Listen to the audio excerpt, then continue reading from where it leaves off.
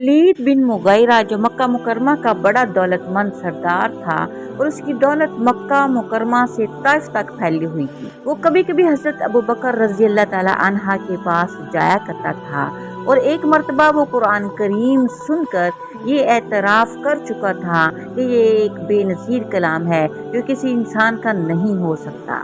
अबू जहल को ये खौफ हुआ और वो वलीद बिन मुगैरा के पास गया। कहा कि लोग तुम्हारे बारे में ये बातें कर रहे हैं कि तुम मुसलमानों के पास दौलत हासिल करने के लिए जाते हो।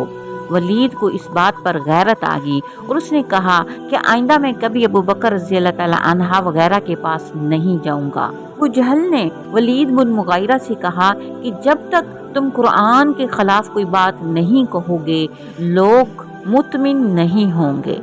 वलीद ने कहा कि मैं कुरान को ना शेर कह सकता हूँ, ना कहानों का कलाम कह सकता हूँ और ना मोहम्मद सल्लल्लाहु अलैहि वसल्लम को मजनून कह सकता हूँ, क्योंकि वलीद बिन मुगैरा को समझ आ गई थी कि कुरान भी सच्चा है और नबी भी सच्चा है। फिर कुछ सोचने के बाद उसने कहा, अलबत्ता इसे सहर यानी जादू कहा जा सकता है, क्योंकि जिस तरह जादू के जरिए जादूगर मियाँ बीवी में तफरका डाल देते हैं, इसी तरह इस कलाम को सुनकर जो मुसलमान हो जाता है वो अपने काफिर माँ बाप को छोड़ देता है।